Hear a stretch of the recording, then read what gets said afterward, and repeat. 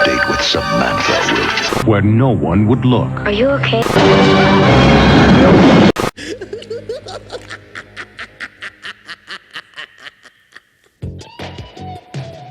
Here's the whole story.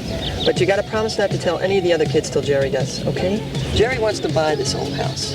You know he's studying to become a pediatrician. Well, the place used to be a children's foster home or something. We're just gonna go up there and help him get the place back up into shape, okay? Why didn't Jerry and Connie just ask us? About 10 years ago, there was a murder up there. Jerry thought it might scare off the other kids. No, come on. You know Jerry. He's just so obsessed with his house, he's running around half crazed.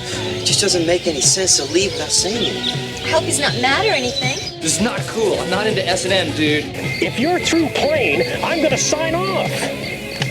Jerry and that kid are dead. And if we don't get out of here soon, we're gonna be Martin's next victims. Would you shut up? You've been reading too many of these horror magazines. Can't you see what I'm saying? But lower your voice. You're gonna scare the others. Okay, I am convinced. Fuck!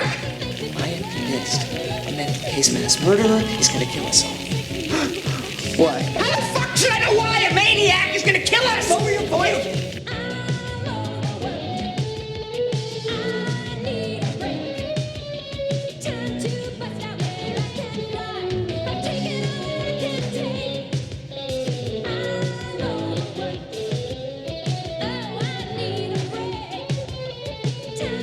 Hi, I'm Barbara Crampton from Chopping Mall, and you're listening to The Hysteria Continues. And indeed you are. Welcome back to The Hysteria Continues, and this time we're having an evil laugh. So episode 207. So get those cleaning gloves out and your short shorts, because we're going to have a cleaning party and talking about this slasher from 1986. So, but before we do that, let's just check in, see how we're all doing. So Nathan, how are you? I'm doing extremely well. Well, this is your choice as well, isn't it? So you excited to be covering this, as you were the one who chose it? Yes, I've always been interested in films like this. So I think that I wanted to spread the love. Okay, well, fair enough. Thank you. And Joseph, are you? Can you do an evil laugh for us?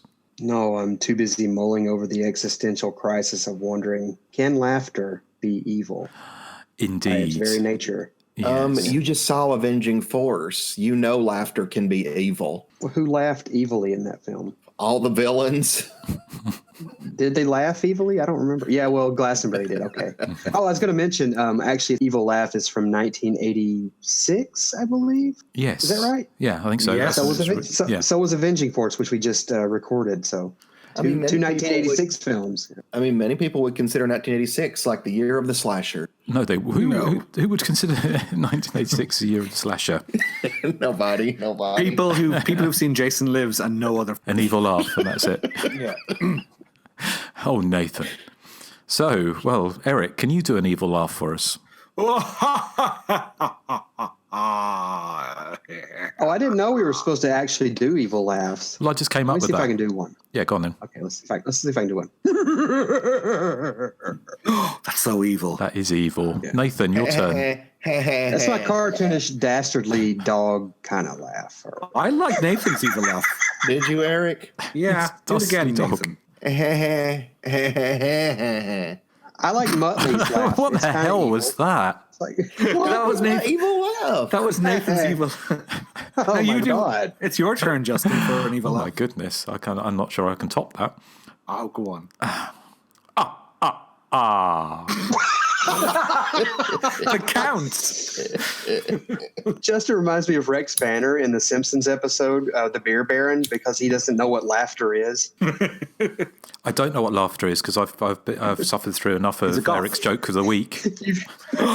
You've hung out with Erik for 9 years. That's why. Yeah. Well, wait till you hear today's joke of the week for evil laugh, and you'll change your mind. The day the laughter died. Humor will be back in your hearts. All of you. Let's see.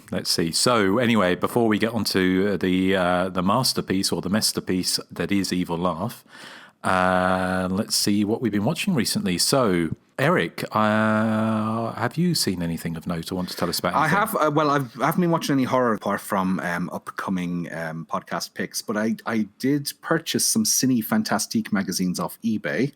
I'm looking at this. I was reading this one from fall 1980 because I think it only came out quarterly back then. So they have reviews of things like The Shining, which they have a scathing review for, Death Ship, which they have a scathing review for, The Watcher in the Woods, which they have, a scathing review for. They don't seem to like anything. They even give a sort of scathing review to The Empire Strikes Back, which I thought was every sci-fi nerd's wet dream, but apparently not for Cine Fantastique. But they do have a review for Friday the 13th, the original one, by Tim Lucas, who of course went on to do Video Watchdog. And yeah, he's not that impressed. He says it's as disorganized as a film can be, more the end product of steady shooting than involved construction. And he then has a witty pun about Sean Cunningham in his final line. He says, "There's more ham this time than cunning." Ham, cunning, Cunningham. Yeah. So he should leave the jokes to me. Yeah. Well, it's funny, isn't it? Because when I've been looking through old reviews, and The Shining especially was really quite disliked by lots of critics at the time, wasn't it? Well, I mean, so was Halloween. Halloween was as well. Yeah, until it got a second life. Well, what surprises me for a magazine which is kind of science fiction horror, they don't seem to like any films. I think there was. Yeah. At the time, there was time because I was looking through some of the old Fangorias, and I put it on the Hysteria Lives Facebook page that the top or the bottom 10 films in 1981, as voted by Fangoria readers, as Friday the 13th Part 2 was voted as the worst film of 1981.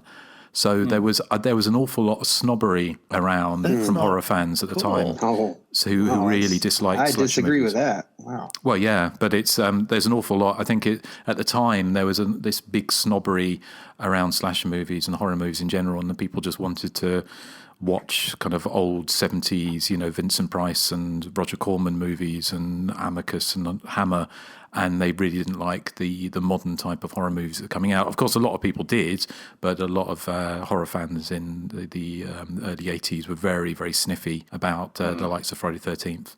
So slasher films they just lend themselves to nostalgia. What's old is new again, and slasher movies fit that mold perfectly. So I think maybe on first life, I could understand why the critics would jump on this. And you have to after so many years. The critics for so many years, you finally, But it's just surprising. I think for most people, a lot of people do realise that the critics hated slasher movies. A lot of them did. Although, again, I've been posting some reviews of Prom Night on Hysteria Lives, and that seemed to actually get pretty good reviews at the time. I like Justin posted one. He's like, more love for Prom Night, and it says Prom Night is decent. Yeah, there's a ringing endorsement. Decent. Yeah, but compared to most of the slasher movie reviews at the time, that was pretty ringing endorsement. But but I think most people just didn't realise that a lot of horror fans really hated. I mean, we look back at all these movies with kind of rose-tinted. I mean, we genuinely liked them, but at the time there was an awful lot of horror movie fans, as I say, who were very sniffy and very dismissive, even of films like The Shining. Can you think? Can you think of another genre outside of horror films, or more particularly slasher films, that have such a great second life? I mean, a lot of people didn't like them when they came out, and now they're just porn. Yeah, porn. I mean, now they're just kind of looked back on with so much fondness, I'd say. Yeah, I think the political climate around the time these films came out, because a lot of the went into after the Siskel and Ebert, the Friday the 13th, and all those kind of things that went forward, and they saw at the time that slasher movies are symptomatic of all that was wrong with America's youth, and it's corrupting the youth and all this kind of thing, and there was this panic and hysteria around it. So they were viewed as being quite dangerous. And now the old people have joined the fray. They've joined the fray. Yeah. So interesting. Well, thank you, Erik. Anything else you'd like to tell us about? No. Okay. Right. Well, Nathan, how about you? No. No. Nathan, how about you? Well, I haven't watched anything new, but yesterday I did rewatch Friday the 13th, the one from 1980. You guys remember it? Which one was that? It's the one where she goes, Steve should never have opened this place again. There's been too much trouble here. Oh, is that the one where the girl throws the string? Yes. Oh, I know that one. Is that the movie where in the sequel the main girl gets killed and ice picked her head? No, that's not it. No, that's the dream. That's the dream. But I have to say, though, Justin, did you let him drown? Did you never pay any attention? Me? I wasn't there. Why are you picking on me? You were too busy listening to Susie and the Banshee. Exactly. Yes, to pay attention to Jason drowning. I think they were too taken with singing Kumbaya, weren't they, really? If they spent less time singing Kumbaya than more time watching the children, it would have been better. No, they were singing Tom Dooley and what was the other one they sang? Did they not sing Tom Dooley? I thought it was tomfoolery. Can you imagine Alice being attacked by Susie or Toya? God. Well, we've got an idea. When we used to cover Night of the Demon, we got an idea what it would be like to be attacked by Toya. Hang on, in Night of the Demon, Angela looks like Susie. No, he's saying Night of the Demon, the Bigfoot movie. Yeah, the orange sorry, Sasquatch. Demons. So I think he's calling Toya Sasquatch. Yeah, well, she's not. With the fright wig fits. Great comeback, Erik. Yeah, Susie's a poo-poo. Justin, did you know that The Cure sings this song called Friday, I'm in Love? It's actually a good song. Yes, I did. I didn't know that. Wow. You like that song? I don't. And Nathan, I think you're really covering unknown pleasures for this episode. Is this 1982? Yeah. Is this 1982? Do you like that song, though, Justin? Friday, I'm in Love is 1992. Is it 92? Yeah. Okay. I prefer their kind of 80s for some reason. I prefer their darker stuff like Pornography, the songs when they sing everywhere, we're all going to die, those kind of things. But apart from that, I guess that makes more sense. You don't really want to talk about love. You want to talk about, the moon and the moon cycles and Justin loves the stars and wizard hats. Wizard hats. What does that have to do with gothy? You guys aren't into wizard hats. That's prog rock. Well, I was thinking like the big pointy black hats that have veil things hanging off of them. Well, that's kind of like a witch's hat. Yeah. Okay. Justin's not a witch. I'm not a witch. There's much chance of having a wizard's sleeve as a wizard's hat. Excuse me, though. Witches can be goth. Have y'all never seen The Craft? Well, that is true, but they didn't wear wizard hats in it. Oh, no. I mean, Gandalf's Although I like it. I like the wizard hats and the pointy shoes. Is this really our recently seen? Oh my God! Sorry, Nathan has been exceptionally weird today, even by his standards. Thank you, Wicked Witch of the West. Sorry, it's Joseph's fault. Just so y'all. How's it my fault? Because you got this new strain that is very goofy-fied. Sorry, everyone. Well, don't you guys worry though. My thoughts Nathan on can't Evil control Laugh, himself. No, my thoughts on Evil Laugh. I have written them down, so I'm that instills so much confidence in me. Your ability to write while high. No, I wrote it when I wasn't high. When was that? In 1996. How dare you all? The same year that song from The Cure came out that he just found out about. Yeah. So did you enjoy that song though? Did you enjoy Friday the 13th? I did. I actually think the first Friday the 13th, just to get us back on the topic, at hand, I actually think the first Friday the 13th is starting to slowly become one of my favorites in the series. Like maybe even more than 5 and 2. And it's all because of Mrs. Voorhees. You guys, she is an amazing woman. She is a wonderful mother. And I actually think that she has a really good backstory because she didn't, I think, set out to kill people. I mean, she tried nonviolent methods, but they just wouldn't stop trying to open that camp. Well, what do you expect a woman to do? Well, we had this conversation. You just have to. Yeah. No, we had this conversation on Messenger chat, didn't we, last night? Which I suspect Nathan might have been partaking in a substance. Is Erik, this the one I refuse to read? Yes. But Erik, we came up with a theory, and we're thinking, well, why did she wait from 1958 to start killing again? Because it's quite a long time, isn't it? What's it, 22 years? And we sort of, Erik came up with I think it was you, Erik, came up with the theory that Annie wouldn't shut up talking, so it drove Mrs. Voorhees she decided to go on a killing spree because she was a chatty Cathy. In those 22 years that she waited to kill, about what year did she change her name to Veronica? Don't dig up that old chestnut again. Did I say Alice or did I say Annie? I can't remember. No, Annie, you did say Annie. Oh, that's okay. Maybe I feel like I'm getting stoned by association with Nathan. Yeah, I know. The fumes are coming through the headphones. Yeah. Did you know that, actually, I was thinking this, that about what Justin said about the chatty Cathy, Annie. Do you think that Mrs. Voorhees was driving up there to just have a reasonable conversation with Steve Christie, and then Annie just kept talking, and she's like, "Oh my God, I can't take it anymore. You're just all gonna die." Well, if we're going to use Joseph's theory, she's probably going up there for a little bit of tonsil tennis with Steve Christie. Oh yeah, because you have the theory that they had a thing going. Yeah, because he's like, "Oh hi, what are you doing out in this mess?" Ooh, but why did she kill her friend? That's her friend, Steve Christie. Because Annie drove her insane. Jason was her son. Talk. Jason was her son. I mean, you got to pick one. You're going to be a killer. You got to kill one. Yeah. She couldn't go dig Jason up. He wasn't alive yet. Do you know like Alex wasn't alive in the sequel? And part of the times, she thought she was Jason, which is kind of creepy. Do you think she would have gone on a Friday the 13th episode? Yeah, but I was just wondering, do you think she would have gone on killings? We're all just engaging and recently seen. Exactly. But do you think she would have gone on I've recently seen this movie 100,000 times. Well, we always have to return to them, just like Jason does to Camp Crystal Lake. But do you think she would have gone on a killing spree if she realised that Jason was actually scuba diving for the last 22 years? Yeah, that was a bit of a cheat.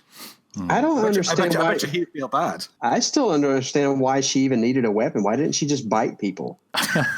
True. Yes. Well, and Ned in part 1 is very attractive. So that's really. Okay, right. Well, you can go back to listen to our Friday the 13th episode way back in. Yeah, the one we just recorded just now. Yeah, I don't think they need to go back and do it now. Well, Evil Laugh. We covered the hot spots. Yeah, and Evil Laugh does have a Friday 13th connection, so we'll discuss that when we come to it. So is there anything else, Nathan? No, that was it. Okay, well, thank you. Joseph, how about you? Well, the only thing I've watched this week was this movie from 1980 called Friday the 13th. Oh, how was it? I want to know. Yeah, it was really quite good. Actually, no, I've been so busy I haven't watched anything. Okay, well, thank you. I've got a few, actually, that I've watched the last week or so. I'll run through them quickly. One was Sonata, which is from 2018, which is Rutger Hauer's last film. Where he plays, or he's not actually in it that much, but he's this kind of central character in the background of this composer who creates this kind of satanic sonata, like a classical music piece, and he kills himself, and his strange daughter comes to his chateau in France, and to find out what happened to him, and you find it's basically this kind of supernatural gothic story, I kind of guess, but it felt like an Amicus film, the way it was made. So I quite enjoyed that. I think that's just recently come out. So, any of you guys seen Sonata or heard of it? No, I saw Sinatra. It was Rutger Hauer's last film? Yeah, apparently it was his last film. Oh. So he's not in it. Yeah, well, he's not in it much. I mean, he's in it a little bit at the beginning. Well, actually, he's not. They do their kind of POV thing of him walking around the house, so it's not even him, but he's in it in some kind of flashback scenes and sort of recorded interviews and things like that. But it's worth a watch. There's two others I'll just rattle through quickly. One was Red Letter Day, which is a kind of a low budget take on The Purge, I can guess. Sort of a similar sort of idea where a recently divorced woman moves into a kind of one of those kind of typical American suburban, those kind of new, what do you call them there, sort of in America, where they have all those like they're like in Poltergeist with all the houses in sort of like a newly built tracts. Is there tract homes? That's tract homes. Okay, yeah. So she moves in with her teenage daughter and son. And they receive three red envelopes, and in the envelopes it tells them that a picture of someone they have to kill before they kill them. So the same person's had a similar letter, but with their faces on it. And so the rest of the film is basically the kind of the neighborhood going around trying to kill the person that they've been paired up with before they kill them. So it has its moments, but it's a bit it suffers from some kind of variable acting, and sort of tonally it's a little bit all over the place as well, with some quite grim bits and also some quite funny bits. But it has a cameo from, is it Tiffany Helm who played Violet in Friday the 13th Part 5? Again, another connection today. Playing a church worker, bizarrely. So again, is that one any of you guys seen or heard of? No, I like the premise though. Yeah, sounds interesting. It's worth a watch. Do they leave it vague as to why the red letters are sent, or? Well, again, it kind of it falls into this slightly hostile type thing where you've got this group, like terrorist group, who's been set up to sort of basically end society. And so they're starting this thing to sort of try and like the survival of the fittest. And are the rules, if the people don't agree to kill the people in their letter, is there a punishment for that, or? No, basically, there doesn't seem to be. Well, okay. If the people, like, if they don't kill anyone in the letters, are they taken out into the swamps and hunted down? It does sound a little bit pentangle, doesn't it? But yeah, but it no. does. Yeah.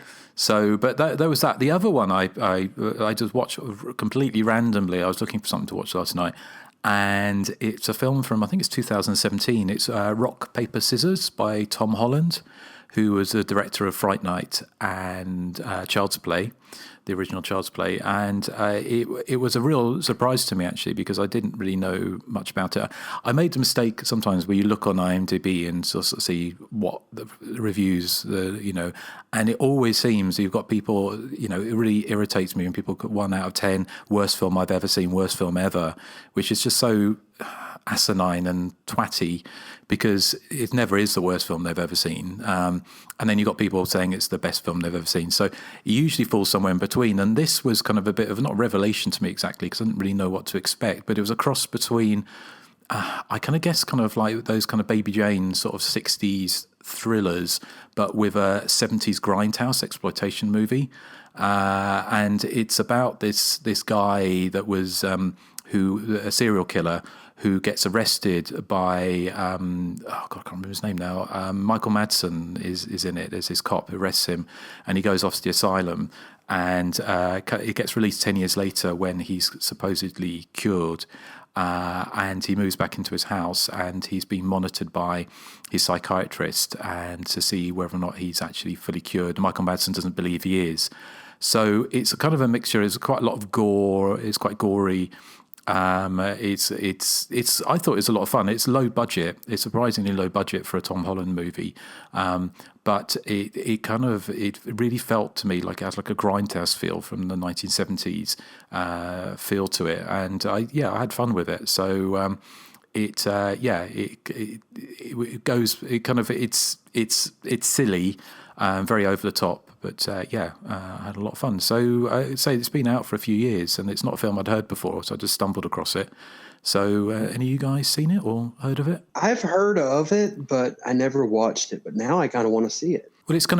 I've heard of the game. Say again. You've heard of the game? Yeah. Rock, paper, scissors. Yeah. Well, it's very complex. In this one, the killer plays the rock, scissors, papers with his victims, and if they get it wrong, he kills them. So so that's all I've seen. Does he do an evil laugh as well? Well, you'll have to watch it because I don't want to give it away. But it's got Tatum O'Neal in it as well as a psychiatrist. So Michael Madsen, and it's kind of some twists and turns in it, which. I thought was I had some fun with it. It's not going to win any Oscars, put it that way, but solid exploitation horror fare. So, and it turns into a slasher movie for good passages of the last half an hour or so. So that was my recently seen. The only thing I was going to mention, just a little plug. I've just done an article on lost slasher movies. Which I put up on Hysteria Lives. So 8,000 plus words on lost slasher movies from 1978 to 1984. So I found out information on a number of films that either were made or were started to be made or were rumoured. So there's a few. So if you're interested, sort of do take a look. But that would have some fun with that. So that is a fantastic article, by the way. I read the whole thing just the other day. It was very, very, very well written. I loved all the information on that, and just stuff like that just really tickles my fancy. I mean, just to think that all these movies could still be out there somewhere, and we just can't find them. I mean, just an excellent write-up. Yeah, I know Justin's my friend, but if you do like this stuff, you really should go read this article. Yeah, well, thank you. I had a lot of fun writing it. I mean, certainly there were films like Horror Movie from 1981 in Australia, which was kind of sounds like they shot for 9 days. And then it was abandoned. But so, it's just that knowing that that it's sat somewhere on the shelf somewhere, even if it's not finished. and it's so obscure it's not even on IMDb. So just and films, I like that a lot of the information in your article. I mean, it really kind of paints a picture that some of these films may have been finished and that they're just sitting there somewhere. So it really just makes you think, oh, we got to find this stuff. Yeah, it's a real shame we didn't, because a lot of them were from the early 3D boom of 1982, or the 80s 3D boom of 82 to 83. So it's a good half a dozen slasher movies that were meant to be in 3D that were never made, or certainly didn't get finished, which is a real shame considering how financially successful Friday the 13th Part 3 was. And Amityville 3 and Jaws 3D, I think they all made a healthy profit. So it's surprising, actually, apart from, I think the only ones we got were Friday the 13th Part 3 and then later Silent Madness, the only 3D slasher movies from that time I can think of. Can you think of any others? I don't know. No. So at least half a dozen were lost or never made or never completed. So to check that out. So only a little plug. But so now it's time, I think, for Nathan to come back with his evil laugh. So Nathan, are you going to come back after what do we have here? We have a trailer, don't we? I think from the DVD. Mm-hmm. Yeah, yes. The DVD menu, right? Yeah. The whole community's afraid of what happened here. What happened here? Who cares? I don't believe in ghosts. You're probably wondering why this place has so many bedrooms. Well, about 10 years ago, it used to be a foster home for children. A nice old man named Wright ran the place. And the old man hired a 18-year-old college student. His name was Martin, to help him with the children. What were those voices? What voices? Voices from the closet. My cousin heard voices too, before he was committed. Martin was very cruel to the kids. And one day, 3 of them accused Martin of molesting them. Oh, you got a weird laugh. Hey, I think you're making a big mistake. Well, Martin was finally found innocent. The kids admitted that they lied. But Martin's father hung himself before finding out his son was not guilty. A week later, Martin returned to the house and cut the throats of all the children in their sleep. You know, Sammy, this really is going to be a great weekend. We're going to have fun. If you were a girl, wouldn't you want me? If I were a girl, I'd become a lesbian. If you love axe murders, knifings, and blood and guts, you'll scream as a psychotic killer stalks unsuspecting college students. When a group of best buddies and their beautiful girlfriends decide to rent an abandoned orphanage and clean it up for their very own party house, what happens to them shouldn't happen to you. A weekend of fun turns into horror as one by one they're sliced, carved, baked, and served up in a bloody rampage of sex and violence. That's from the back of the video box for Evil Laugh by Celebrity Video. I've always been a big fan of this movie. I think it just takes exactly what I like, a group of people in a secluded location and kills them off one by one, which is just always fun. Watching it this time, I had to make notes of just some of the more ridiculous aspects of it. Like in the beginning when the character of Johnny needs to go pee. I'm like, why did he run 7 miles back to do it? I mean, so people wouldn't see his winkle. Well, I guess so. That's got to be it. I love the delivery. I'm about to be killed. He has one of my favorite lines before being murdered where he goes, "I don't think this is cool." I wouldn't think a drill coming at you while you're tied up is cool either. So, he's got a point. And what is up with these people? They find a random heart in this kitchen and decide to cook it up and eat it for dinner. That's gross. I wouldn't eat any of that either. I'd be like, no, we're rich. We should be eating not caviar. That's gross. I thought you were going to say cat for rich stuff, rich foods. You know what I mean? And I wish that you should make a drinking game out of every excuse they give as to why Jerry is not there. He probably went for a walk. He probably went. He probably did this. He probably did that. No. And I was going to mention that. Oh, sorry. Go ahead, though. I'm just like, none of them. You should seriously be concerned that he's not shown up, that his car's there, but you can't find him, that his car suddenly leaves and he doesn't tell you. I'm like, come on. you should be legitimately concerned. But instead, it's constantly, don't worry about Jerry. He's fine. He forgot something. He went back in town just to get something for 12 hours. And I was thinking also about the, like Barney, like his prank with the bed where he stabs the knife up through the bed. I'm like, he totally ruined that bed.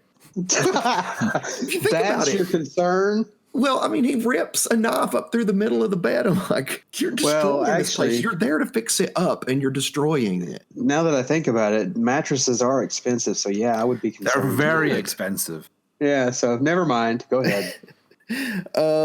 And I love the scene where his name, I think it's Mark, gets the axe in the head right in full view of Tina, and she thinks it's a joke. I'm like, how? That you literally saw this axe hit him right in the head and blood's coming everywhere. How could they have like made that a prank? But I mean, she just is like, oh, come on, you guys, stop fooling around. The cleaning scene. This has the best cleaning scene out of any film I've ever seen, where they all like clean, and there's even one shot where it slide down the banister. Love it. It's just, it's 80s-tastic. Absolutely. I have a bone to pick with this scene, but we'll get to that. Okay. I thought in the beginning, like especially with stuff like the cleaning scene and all, I thought that these people seemed like a group of good friends.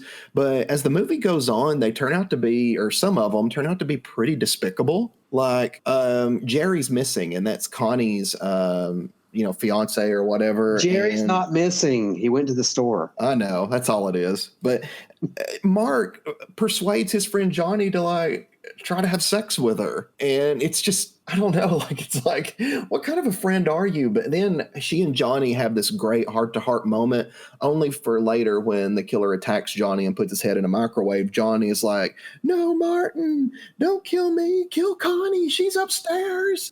And I'm like, this is one of the only movies I've ever seen where he just rats out an unsuspecting person to save his own life. So I'm like, no, these are like, a lot of these people are really terrible people. And yeah, speaking of terrible people, what about that ending? What kind of a person would play that kind of a prank at the end of the movie?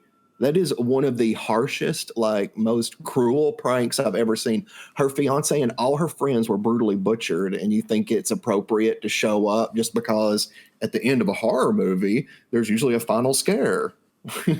I don't know. I think it's Barney. You gotta love Barney. Yes. It's just so cruel. And so I kind of understand why she's got to stab him with those scissors. I mean, it makes sense if you think about it. Okay, well, I mean, there's obviously tons to say about this, but I am going to turn it over to Erik. Okay, well, for me, Evil Laugh is, I find it kind of run-of-the-mill, I'm afraid. I mean, it's enjoyable and has a number of memorable scenes, but my overall reaction is that it's half decent, but my enthusiasm wouldn't really go much beyond that.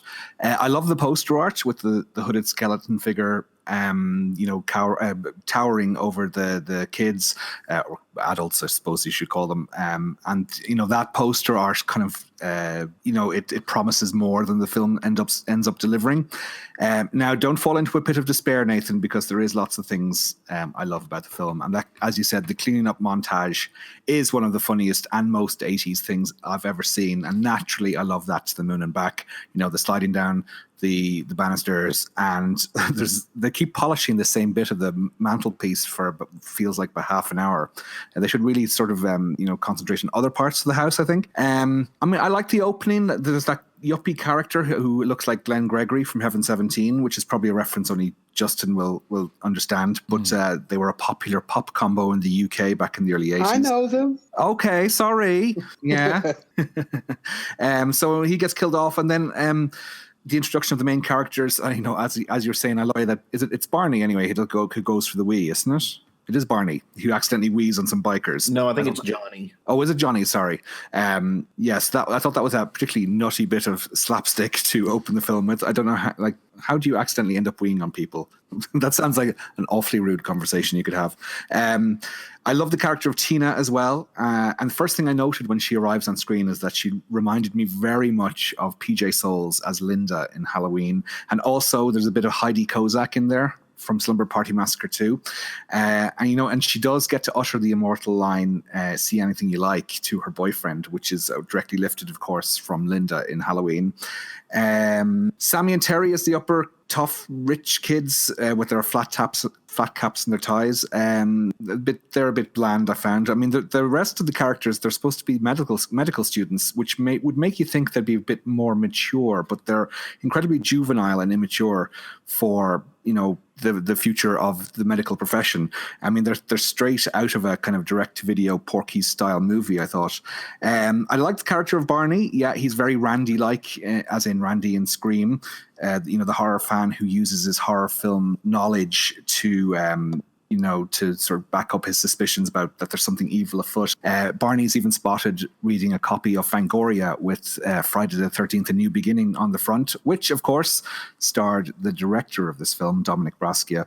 And as you were saying, the one thing that stood out to me was when he does the prank by cutting through the bed and through the mattress. All I was thinking of was, oh my God, mattresses are so expensive. What are you doing, you silly man, just for some prank so you can grope someone's arse, which probably is not allowed in this day and age, #MeToo. There's also a scene where there's a bloodied axe found in a pillow, which... Didn't we talk about some movie similar and recently seen? I can't remember, yeah. Yeah, so Evil Laugh, it's not strong on special effects. There is the odd bit of gruesomeness. I mean, a guy gets killed in a microwave, and my problem with microwave deaths in films is that I always say it's not going to work if the door is open, and indeed the character actually says that in this film. But I mean, for some reason, the microwave still does manage to work. But I don't think his head explodes as such. I think it just makes him bleed out of every possible orifice in his head. The highlight, though, for me is that dance sequence. I just love it. I could watch it endlessly on a loop. For the rest of the film, I thought it was kind of run of the mill. For a Nathan movie, it's kind of pretty darn good. But it's not one I would necessarily watch repeatedly. I mean, I would maybe dip into it here and there over the years, mainly because of that standout montage sequence. But otherwise, half decent film for me. Sorry, Nathan. Okay, well, no, that's fair. That's fair. What about you, Joseph? Well, you're in for a treat when the opening moments of your slasher film has a giggling killer wearing toilet scrubbing gloves. I love that. These big blue toilet scrubbing gloves. B, real estate openings by way of murder. And then C, two swollen shirtless guys changing a tire and talking about getting the jack out to tighten up the nuts. Way. Yeah. One might assume they meant a lug wrench, but actually I found that my nuts tighten with a good jack too. We're also introduced to their horror film savvy Weasley friend Barney, who I love Barney in this film. He's just a ridiculous character.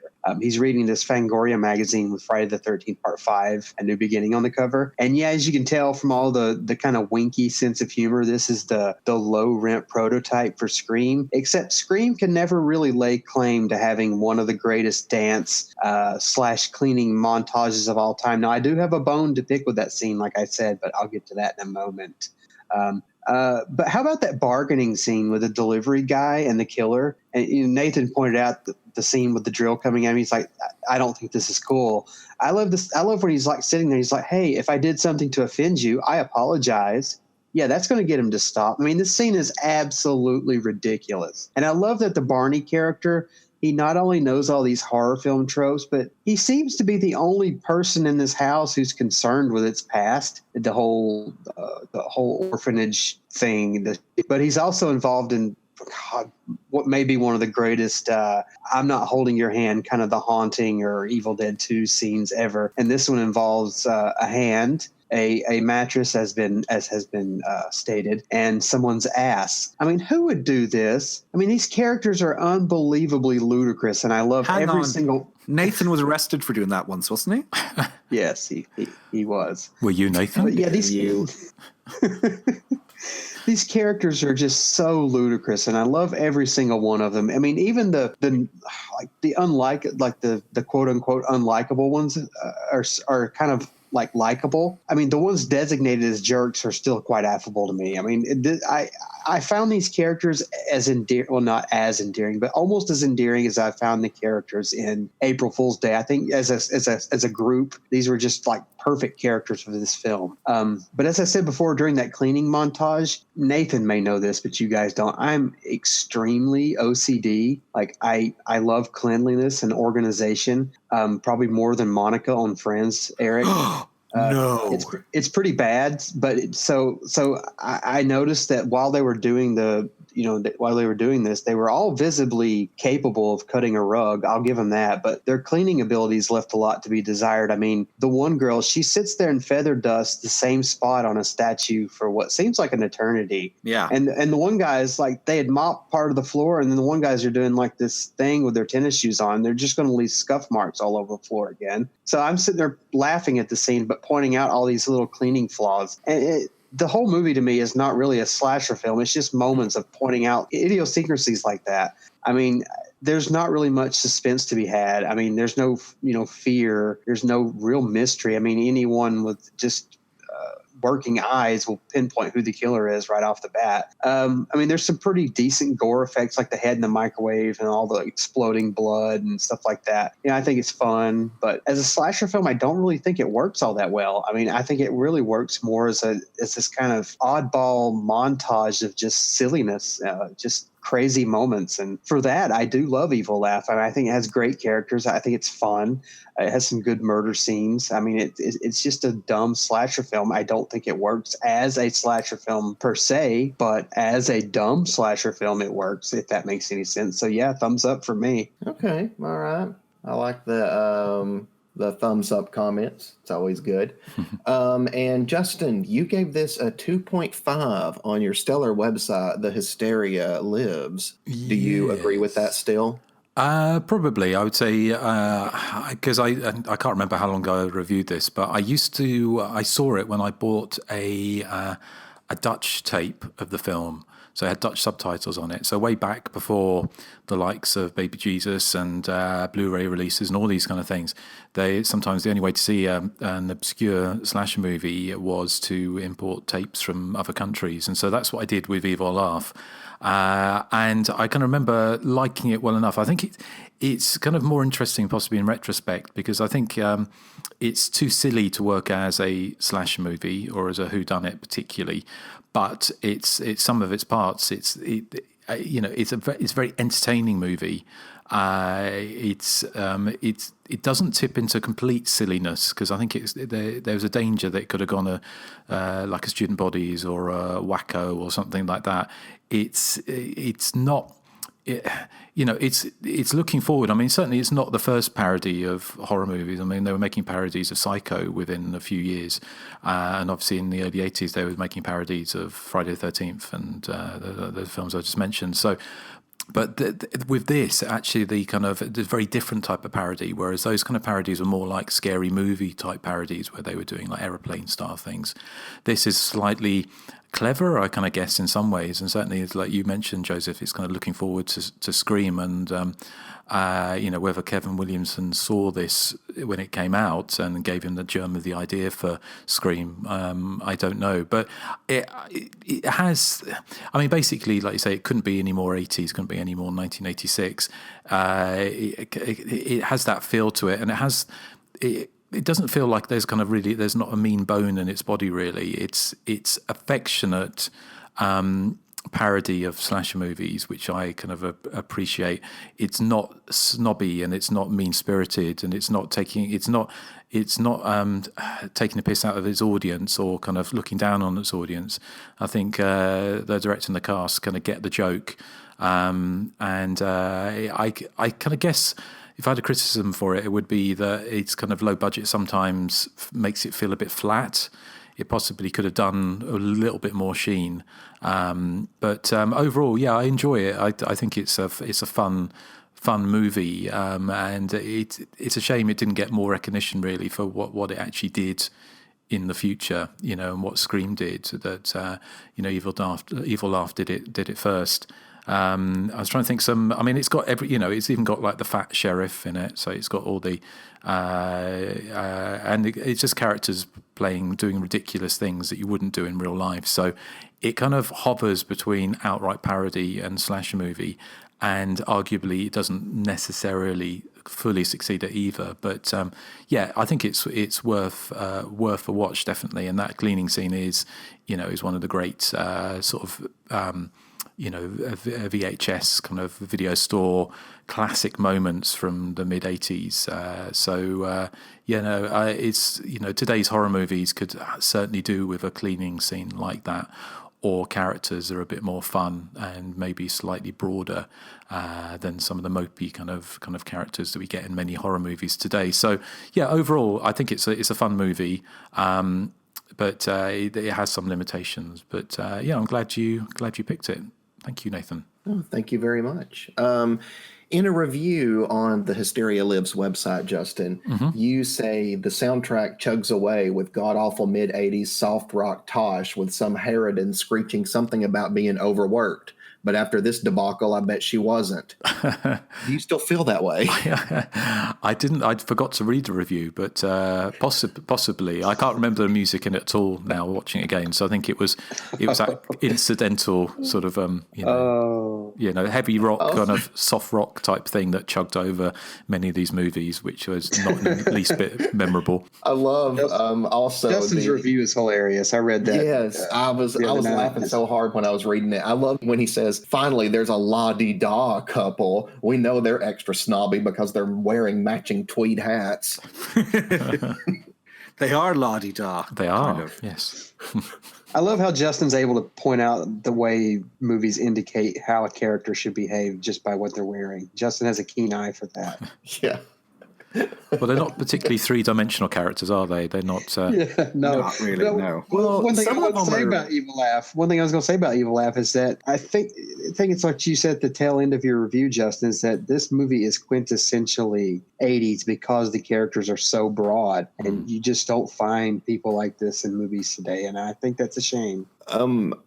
But I do also agree that some of them are not the smartest characters. But I mean, it's a slasher movie. Of course they're not. No, of course not. But especially Freddy, the guy that's helping the sheriff. I mean, he's like, who is the guy in the back seat? And then he hears the sheriff going, who?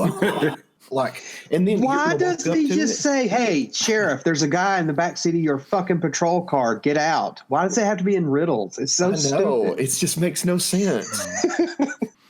Could you imagine it like today's horror movies, like, I don't know, in the new Halloween, that Jamie Lee Curtis is in bed and then somebody reaches up and grabs the bottom?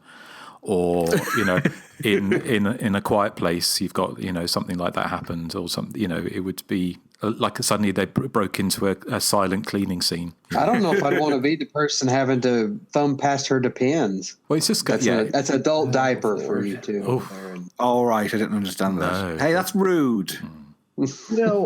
A lot of people say, that they make comparisons to Barney and Randy from Scream, but I think that Tina's death scene is a lot like Tatum's in Scream as well, where she thinks it's a prank. She's like, "Oh, kill me, okay?" All right, it just seems that the evidence is overwhelming that Kevin Williamson probably saw this movie. It can't be proven, but he probably did. Yeah, I would think so. Yeah.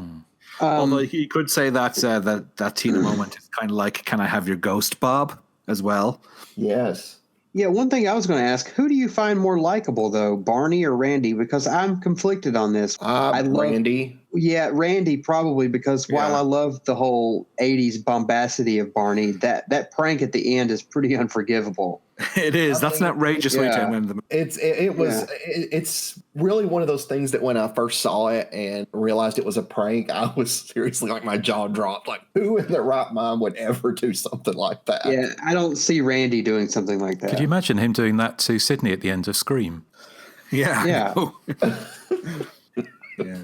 Or can you imagine Jimmy from Halloween 2 afterwards creeping up on poor Laurie Strode with a shape mask on? Surprise! Well, see, there's also this chain reaction in these movies as well, because like you have Scream, and we think maybe Kevin Williamson saw this film, but you also have who is it that there's nothing out there?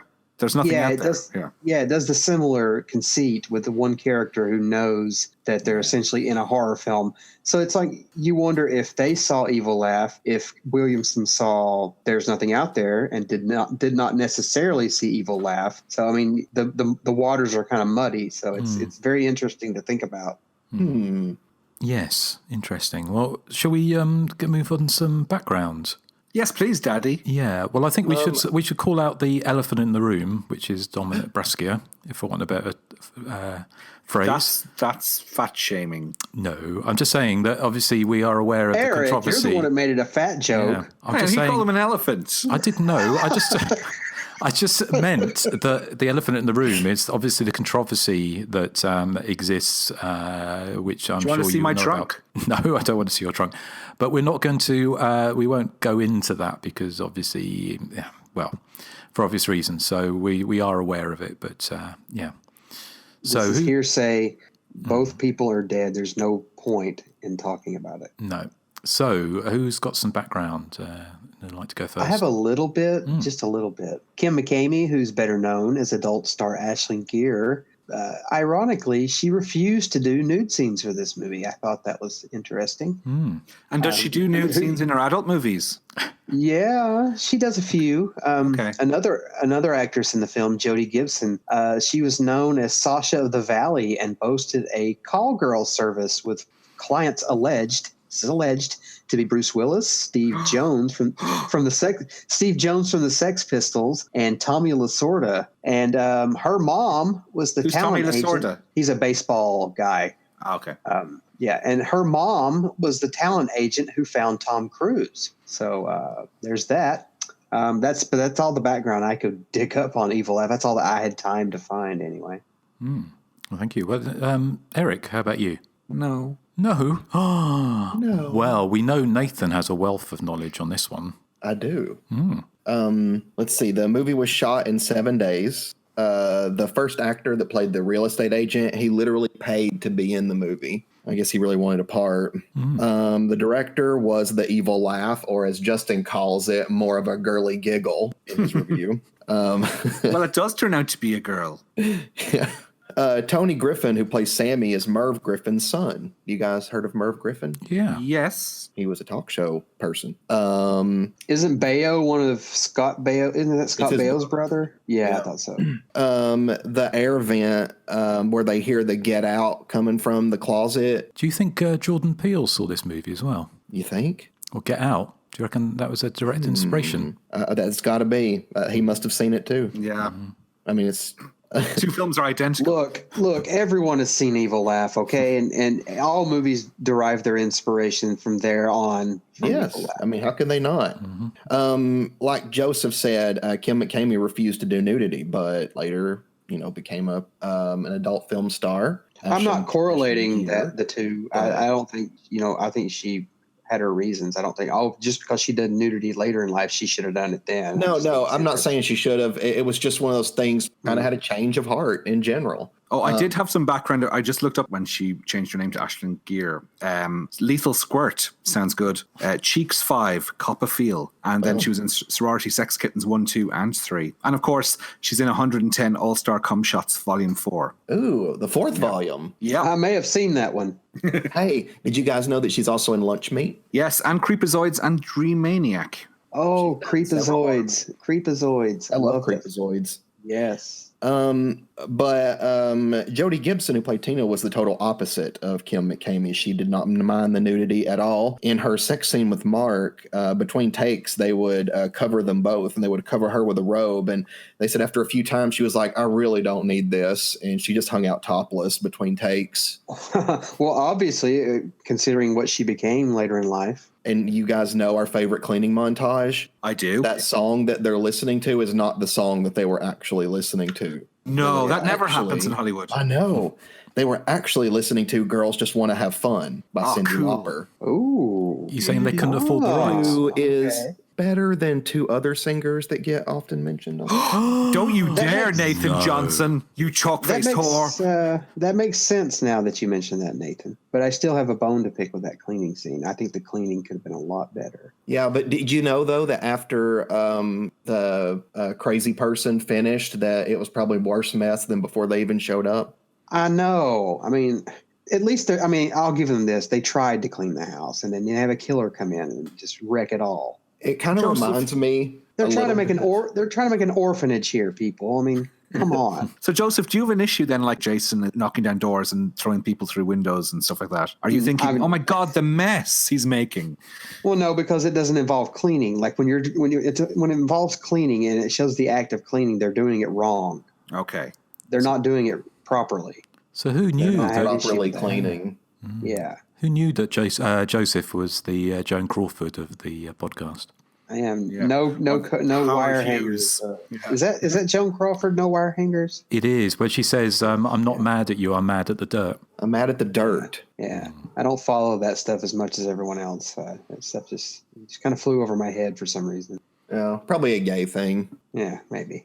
What stereotypes you're painting? Well, I know. Between this and Avenging Force, I mean, we've all just been kind of all over the map here. I know. Yeah. You know, I got a bone to pick with Justin, too, because in his Evil Laugh review, he says that Tag the Assassination Game was a bore. Well, I don't think I've seen that yet. Justin, it's such a good movie. Oh, yeah, that's a fun movie. Justin, what were you on when you watched that? Justin.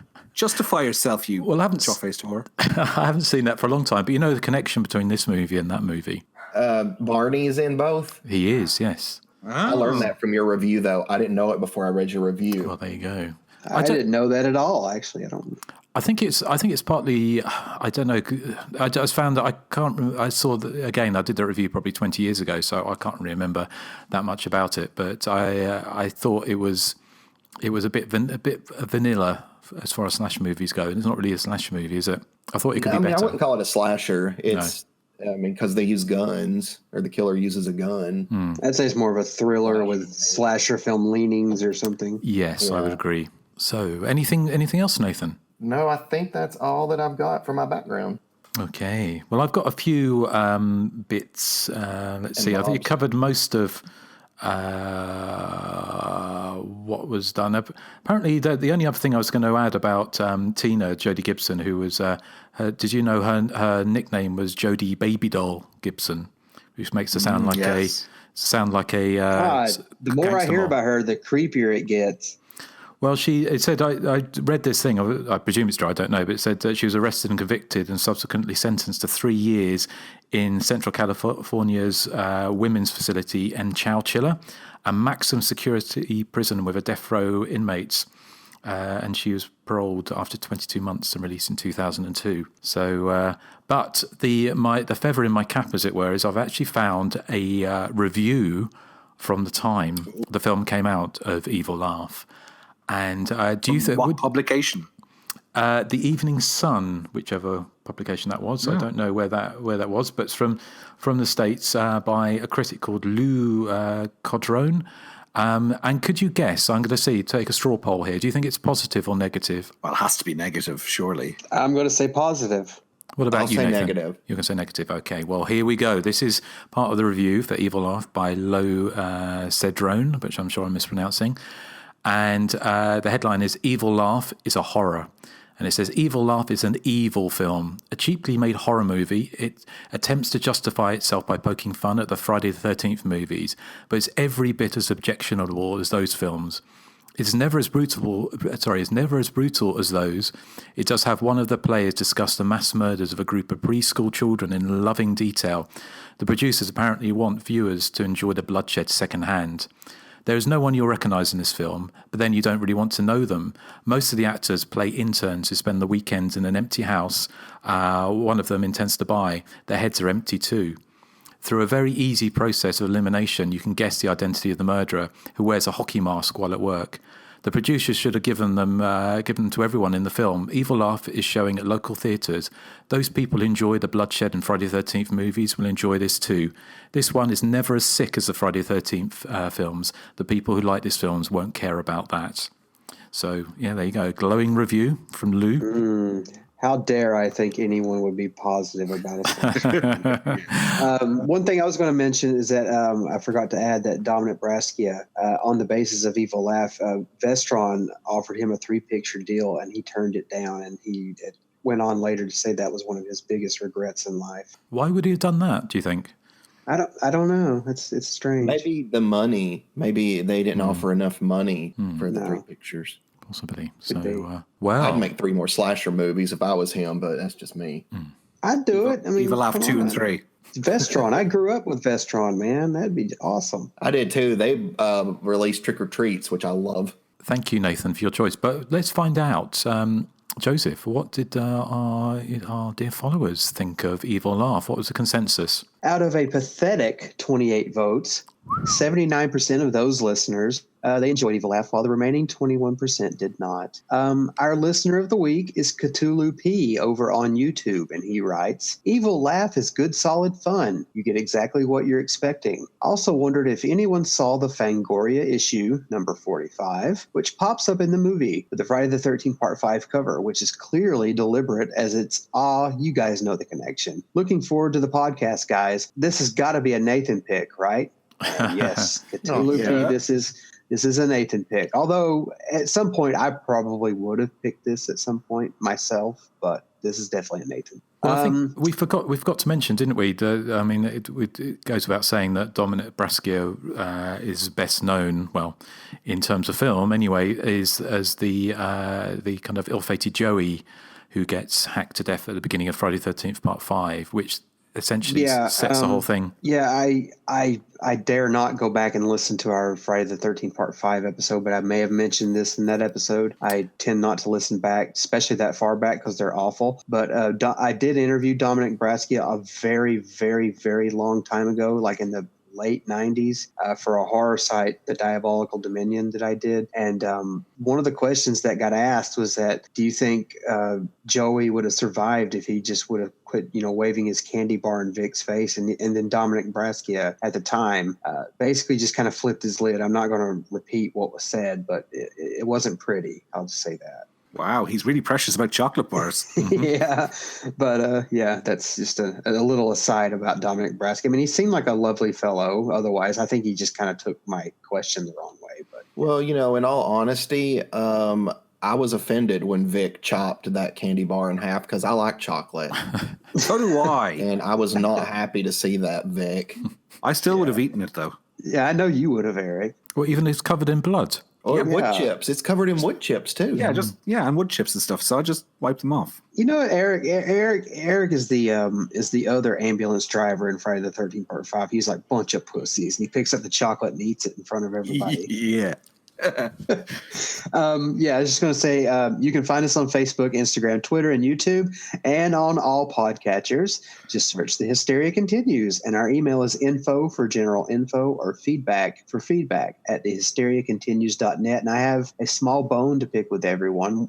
We've not gotten any feedback in like months. What's going on, people? Have you forgotten us? Yeah, give us feedback.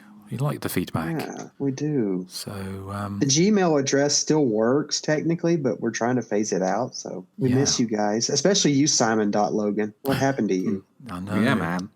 And Tosca Top Socks. What happened to him? Tosca Top Socks, yeah. Yeah, I miss all those guys. It's like a slash movie. They're all being picked off one by one. They probably are. Yeah.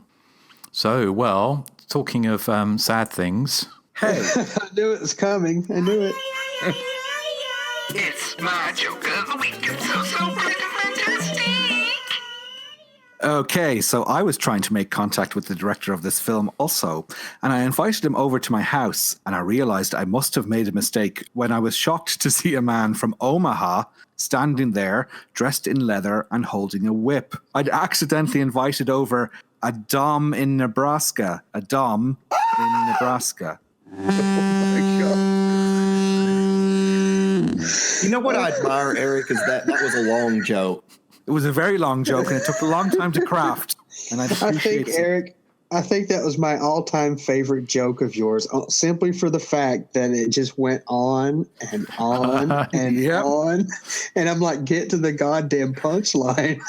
Hang on, it was only 2 cents. And when you finally got to the punchline, I was like, that's it? Yeah, and it made the joke all the more better for me. So like a dominatrix, like a dom.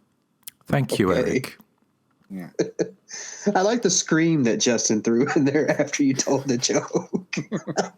A scream of delight. Well, I didn't realize I didn't have an evil laugh. I should have had an evil laugh, but unfortunately I didn't have one. So the scream had to suffice. So, okay, right. Well, Justin, one thing. I couldn't find anything on the BBFC website to indicate this ever got a release in our neck of the woods, UK or Ireland.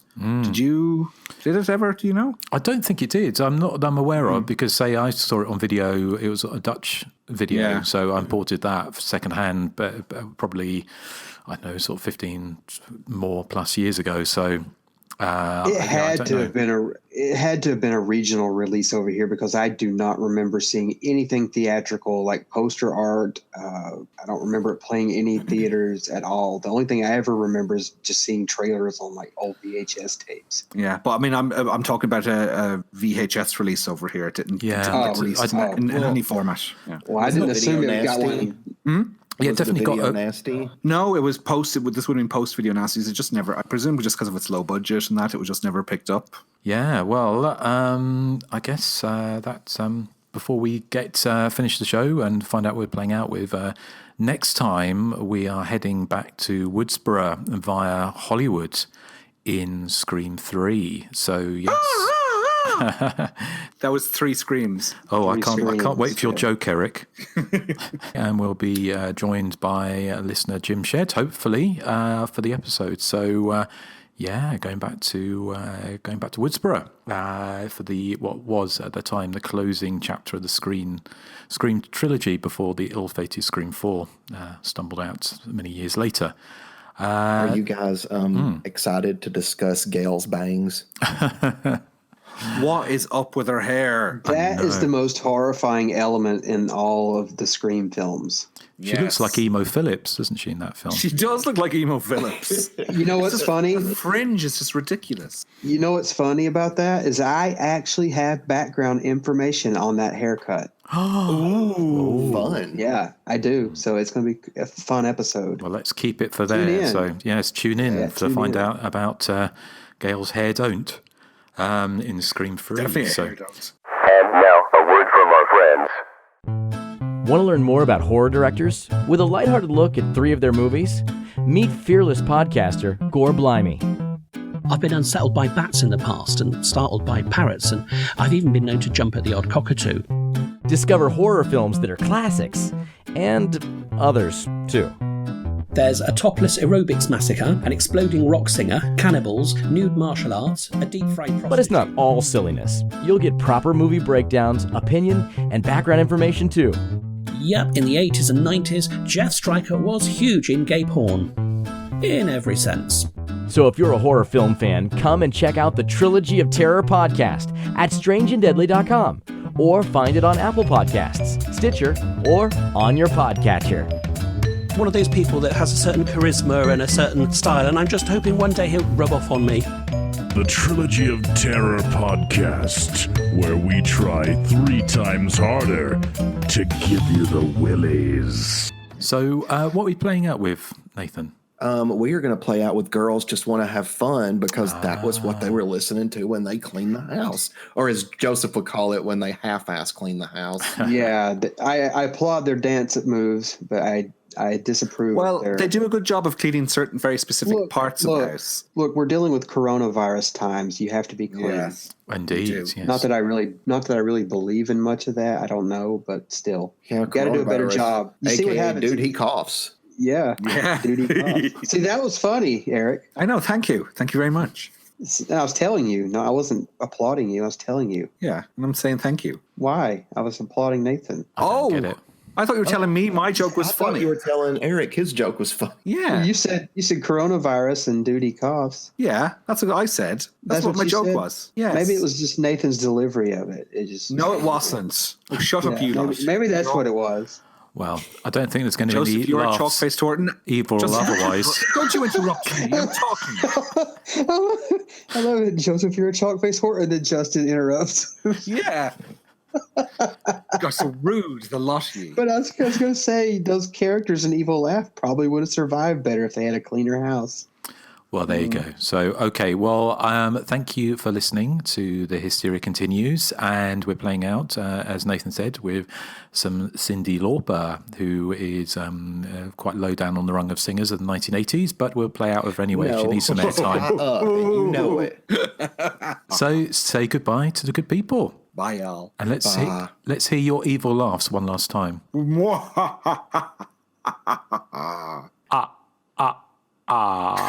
That's not a laugh. That sounds like someone's like choking you in the ribs or something. Ha ha ha ha ha ha. I don't remember what laugh. Oh yes. Although Nathan, yours sounds like a Bananarama song. Really? It does a bit. Does Bananarama sing Venus? They do. Well, they cover Venus. Yeah. Yes. Yeah. Oh, okay. It was Striking Blue or something, wasn't it? Shocking Blue. Shocking Blue. Shocking Blue. Yeah. Okay. And talking of shocking, there'll be more jokes from Erik next time. So catch you. We're still recording this? Oh my God. Yes. Right. Okay. We'll catch you next time on Hysteria Continues.